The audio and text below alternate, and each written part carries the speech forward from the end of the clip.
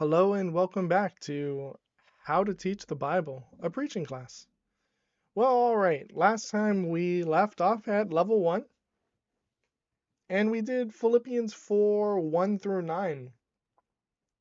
Instead of just coming up with sermons on the fly, which are a little bit difficult, it's kind of difficult to just grab one and just go, especially on camera, and try and keep it within a reasonable time. I'm sort of just giving you guys sermons that I've already constructed and breaking it down with you. So we're just going to continue on that. The previous one was Philippians 1 through 9. So we're going to continue on with what I preached the following week. So just go ahead and I will show you the passage. Here it is. Oh, you know what? And this is part of the passage as well. So this is actually Philippians 10 through 23. If you want, you can go ahead and pause it and read that, or I'd actually more recommend just bringing it up yourself so it's more legible. And is that right? Legible? Does that count as something that's not handwritten? I don't know. And something that's more readable. We'll go with that. So go ahead and pull up the passage, go ahead and read it, pause it here, and then we can go over it together. So I'll just give you a second. Go ahead and pause this video. Alrighty. Now, assuming that you've read the passage, we can go over this together. First thing we want to figure out is, what is the point of this passage? What is the message behind this passage? What is God speaking? And to that, I created this sermon idea. I recognize this as the passage idea. And so it is to be content whether you have support or none. Essentially, it's just to be content. But I added this as well, sort of as an emphasizing point of, hey, I want you to be content in whatever circumstance you're in. I want you to be content whether you have support or whether you have none. I want you to be content in whatever uncomfortable situation you're put in. So I kind of added this as well to the sermon idea to really nail that point home, that they are to be content in all circumstances. And so this really kind of served as context to just being content. Be content is great. That's the sermon idea. That's the sermon's, yeah, that's the textual idea. But it's more full when it has that. So I went ahead and added that as well. I really like the way that sounded.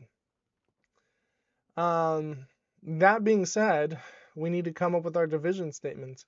So as I looked at the passage, I came up with this. My first division statement is to have a godly concern for your spiritual family, and that he does. In fact, it's sort of mutual. It's reciprocal, because he's writing to the Philippians regarding his concern for them. He's pastoral. That's why he writes. But he's really tipping his hat off to them and how much the Philippians have been there for him, and how much they've been there for him, how much they've had a concern for him, and how great really the Philippians have been for his ministry. And so that's something to note, which is one of our division statements. But our second division statement is to be content, which is really the thrust of the passage, and that's, I think, kind of where I spent a lot of the time. Part of what I did here too is this passage is very misunderstood. Philippians 4:20 is probably one of the most taken out of context verses in the Bible, probably under Jeremiah 29:11. So I really wanted to hound that. I really wanted to point out how misunderstood this passage really is and how more beautiful it is in its context. So I spent a little bit of time here. I just want to let you know that. But I did spend a significant amount of time in my third division statement, and that is to have a history of support, sort of tied into concern for a spiritual family. But what I noticed from the passage is that Paul kind of goes at length with regard to the history of support that the Philippians have. And because of that, I noted that there was two internal divisions to this passage. And so this division statement sort of had two subpoints. In those, in those two subpoints were a previous record of support and a continued record of support. So he not only tells them their history, that they have always been there for him, but they continue to be there for him. And so that only more emphasizes my division statement of having a history of support. Well, okay, let's go. Now that we have our sermon idea, now that we've successfully divided the passage up into its logical breakdown, we can start to illustrate things. Assuming that we understood the passage, that's how we broke it down. We understand the context and stuff. So we pretty much have our explanations down too. But if not, we would really go into our explanation, so we can go ahead and do that now. You know how I do it. I have my passage copied and pasted from here into the sections that I've broken them down into, and then I bold what I want to cover. And so that's my explanation there. For being content, here is my explanations. So I have that. And then for the history of support, here's my explanation, this passage. And then for my continued record of support, my explanation is this passage. I have full payment in the gifts, and they're continuing to do that. Alrighty, so now that we've explained it, we can go back to the first division statement. We need to illustrate this. What's a good illustration for having a godly concern for your spiritual family? Well, that week, I actually decided, it'd be a good illustration. Have a godly concern for your spiritual family is essentially to have sort of an emotional, not like an emotion, it's sort of like an emotional investment into, or maybe better said, to have a genuine concern for. So maybe not emotional, but to have a genuine concern for. And one thing that came to mind was Jordan Peterson and how he encourages people. I remember him, I think it was on a interview, and this interviewer was trying to get under his skin. And give me 1 second.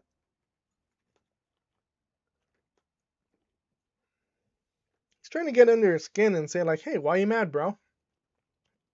And he responds in just, oh my goodness, such a fantastic way. He said, I'm not angry, I'm not mad. He says, but it weighs heavy on me. If it's not easy to live my life, and it's not a sad life, but to go around the entire world and hear the same thing over and over again of people who come up to you teary-eyed, saying that after listening to my lectures, they've managed to put their life together, go stop doing drugs, stop doing all of that, put their life together, get their life in order, become actually a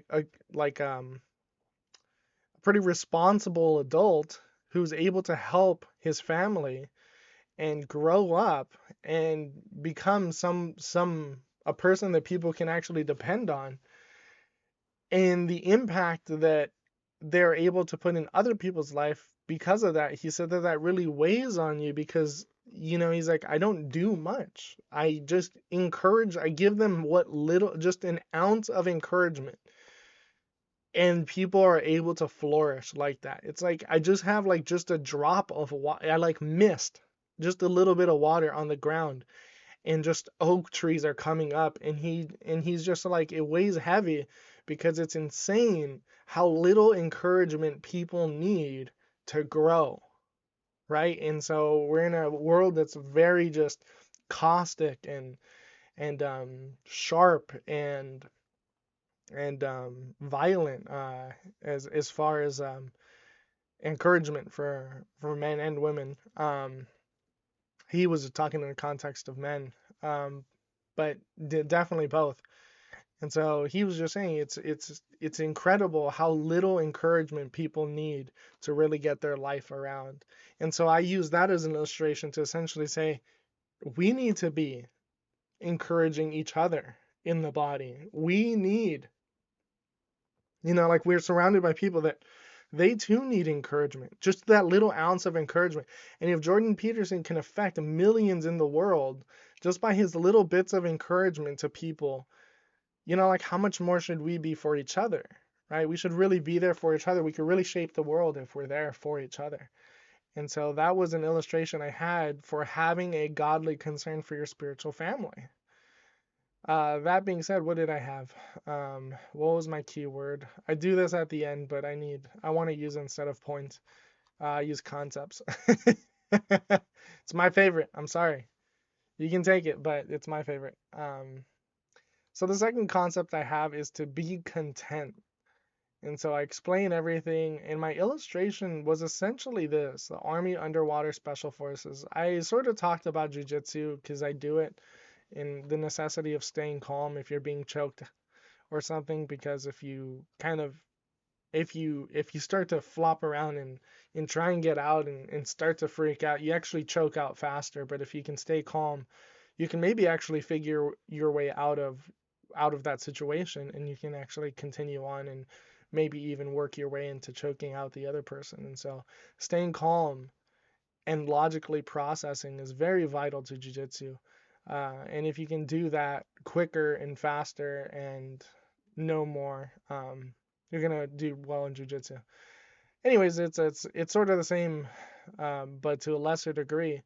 The Army Underwater Special Forces, they have to go into scuba gear into these really deep pools, and they are essentially twirled upside down, and they're surrounded by sergeants and other people that are there for them. But they'll rip their goggles off, they'll rip the mouthpiece off so that they have no oxygen, they'll turn the oxygen tanks off, and they'll like roll them around under the water so that they're kind of experiencing a vertigo. And these Army Underwater Special Forces trainees, right, because they're being trained for the chance to be one if they graduate. They need to maintain their composure and not freak out, otherwise they will drown, and some do. And then they obviously perform CPR outside the pool when they drag them out of the pool. But they need to stay calm, because if they don't, like I said, they'll drown. But they need to stay calm, know that they don't need their goggles. They can go ahead and grab it whenever everything else is in line. The mouthpiece has been ripped out of their mouth, so they have to hold their breath, and they can go ahead and just trace the line from behind and grab it and then put it back in their mouth. But as they begin to try and breathe, they might realize there's no oxygen coming to the mouthpiece. So what they need to do now is reach back there, go for the valve, and turn it back on. And even in the midst of this, they need to make sure that they don't really care whether they're upside down or right side up or sideways. Don't allow the experience of vertigo to get to them. Just kind of maintain you're fine, so don't worry about it, and prioritize obviously the mouthpiece and the valve. And so you really have to stay under control under immense pressure in that way. And sometimes those people that are trying to essentially discombobulate them, they just got the mouthpiece on and now they're trying to do the valve because there's no oxygen, and they're going to rip it off again and maybe twirl them around some more. And so it's really staying calm under control. You really have to be content in the moment so that you are master over your body, your mind, and the situation, no matter how bad it is. And that's the training. You need to be content in the most I don't want to say awkward, the most uncomfortable situations. And that's what they're being trained to do. They need to maintain composure and be calm. Or another way to say this is to be content. And so Paul is essentially saying that we need to be able to be content in whatever situation I am in. Whether I am brought low or whether I am abound, like a roller coaster, whether I'm at the bottom or at the top. In any and every circumstance, I am to be content. And he says this in terms of, I have learned the secret of facing plenty and hunger, abundance and need. What is the secret, Paul? What's the secret to being starving or gorging yourself? What's the secret to having nothing, begging, starving out in the wilderness and having a feast? What is the secret? I can do all things through Christ who strengthens me. In any and every circumstance, whether high or low, I can go through because it is Christ who is with me. It's not about I can pick up boulders. It's not about I can call out demons. It's not about I can do whatever I want because Christ is going to give me the strength. Rather, the passage is I can endure anything. I can be content in any situation, whether being flipped upside down, whether the mouthpiece is being ripped out, whether the valve is being closed, or any and all of those things. I can maintain my composure in Christ. That's what that's about. And so this illustration really points that out. I just tied that in for you, which brings us to our third concept of having a history of support. Um, this is actually part of the passage. I don't think I didn't illustrate these individual subpoints. I thought that's what that was. But I explained both of the subpoints and I illustrated both. And how did I illustrate both? Because I'm illustrating not necessarily the subpoints, but the division statement. Don't get caught. Don't get caught trying to illustrate everything unless it absolutely needs it. But your illustration is illustrating your division statement. So I'm illustrating having a history support, and I did this actually by a contrast. You don't see me do this a lot. I often have to remind myself, have I done a contrast in a while? They're really great. I just always forget to do that, and so they're sort of like they're a great tool. So I illustrated this one by a contrast. What's the opposite of support? Gossip, pettiness, tertiary doctrine issues, which really it kind of lets me. Was it for this one? Hold on. Um,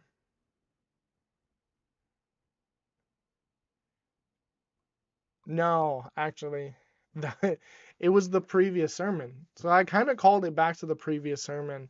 And I sort of did that just to call out any sort of pettiness that might be in the church or something like that. So I really called out gossip, pettiness, and tertiary issues and stuff because I really don't want that happening in my church. And so this was a moment in which I can see the opposite of support is all of that stuff, which we covered in the previous week, but also is fully being shown in this week in its contrast. And so this was one time in which I could actually call it out and say that I just don't want that culture to be in our church. And so I didn't really call out my church per se, but I really just called out that we're never going to be that type of church. And so I wanted us to be in unity with one another, in agreement, which was the previous, that we were gonna be a church that wasn't gossiping, wasn't petty, didn't hold doctrinal disputes as like a major thing that we were going to call each other out on, but that we were actually going to be in support with one another. And so I used a contrast for this one. And then as we go into, I could probably include this one. I always put the sermon idea down here. So we're going to reiterate that. Well, all right. I can maybe do my application and altar call, which I don't have to spend too much time on. So there's the application and altar call. I didn't write it down because I had the application in my head, and the altar call, I have that in my head. So all right, now that we've explained everything, we've illustrated everything, now it's time for a hook. So what's a good hook for all of this? And that week, I actually did do a sports analogy. I think we did it in the last one as well. I don't do a lot of sports analogies, but this one I really felt was good. This one I really felt was going to bring the entire thing out. And so, what does it mean to be content whether you have support or none? What does it mean to be content in any and all situations? One of the ways that I really brought this out was Jeremy Lin and Steph Curry are two quintessential Christian characters who are both playing at the highest level of basketball, that is the NBA, and they were both in the spotlight. Not, I don't think at the same time, but they both kind of had their moment of fame.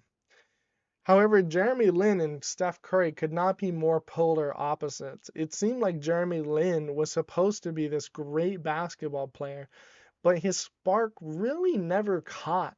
It never flamed. It never, became this wildfire of how great of a basketball player was. But he managed to make it to the top and come into the spotlight. But he just sort of never really made anything out of it. He sort of like flamed out in a sense. And it wasn't necessarily all his fault. But what do you do with that? What do you do when you work real hard in the background? Last week we talked about Kobe. What about when you do all the Kobe things, but it doesn't pay off, right? Versus Steph Curry. He's putting in the time. The Lord is with him too because he's a Christian. And he has the opposite. He makes it. He's getting the rings. He's getting the fame. He's doing phenomenal. And everyone loves him. He is a star in the spotlight and he's giving glory to God. Who is successful in the Lord? And that's actually what I did in that sermon. I said, which one of them demonstrates that they can do all things through Christ who strengthens them? And then I went into the passage. So I actually gave them a little bit of an interrogative, and I never answered that until the very end, towards the application where I said be content. I actually brought it back up at the end and I said, we talked about Jeremy Lin and the Steph Curry, but now that you know what being content means, both are actually successful in the Lord and are the perfect display of Philippians 4:13, that they can do all things through Christ who strengthens them. That even though Jeremy Lin didn't come to the type of stardom and success that Steph Curry did, that I'm sure he wishes he did, he was still a major success and was doing the Lord's work and was a success in his right. Steph Curry obviously is just, he's something else, and he's succeeded in just a completely different way. But neither one of these is better, and that's what I was pointing out. So, you need to be content, and what you think you want may not be what you get, right? Because that may not be God's plan, and you need to be content in whatever situation you're in. And so that's really the main point of it all, is our contentment. Now, I reminded myself that it was a communion week, and now I normally wouldn't actually point this out per se. But I am pointing it out because I also forgot, I think, my benediction the previous week or something, or maybe I didn't. Maybe I was just reminding myself that I have a benediction. But this is important, and I normally don't point this out to you guys, but I do a benediction. And the reason why I'm pointing it out now is because I actually used the final portion of the epistle, which is sort of a benediction of Paul. Greet every saint in Christ Jesus. The brothers, they greet all the saints, greet you, especially those who are in Caesar's household. The grace of the Lord Jesus Christ be with your spirit. And I thought that's sort of a blessing by Paul. And so in some sense, this passage really does kind of finish in a benediction, and I would actually use it.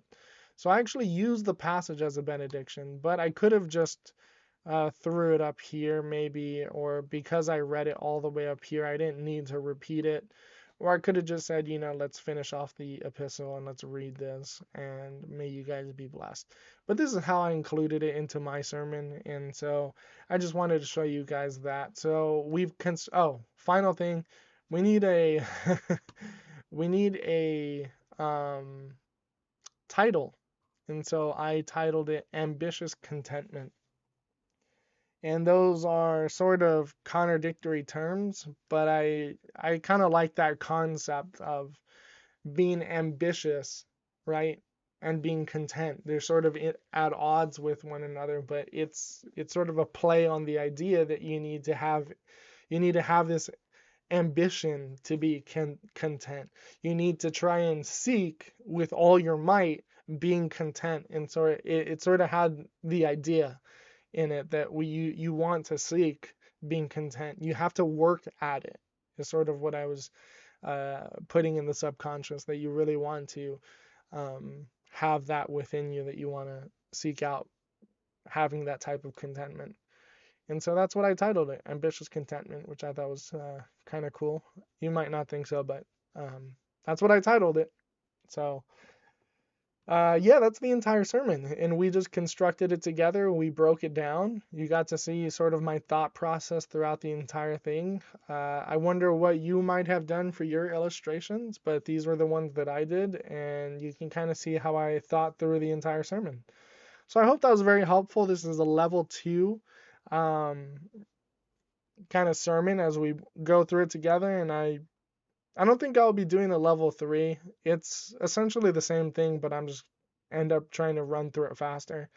So I pretty much think that we got it here. You can go ahead and construct your sermons now, having 2 examples in our methodology and even what we went over in class. So I think we've sufficiently saturated the process, and I hope that any confusion will have been cleared up by any of these videos. So yeah, I will catch you guys in the next series.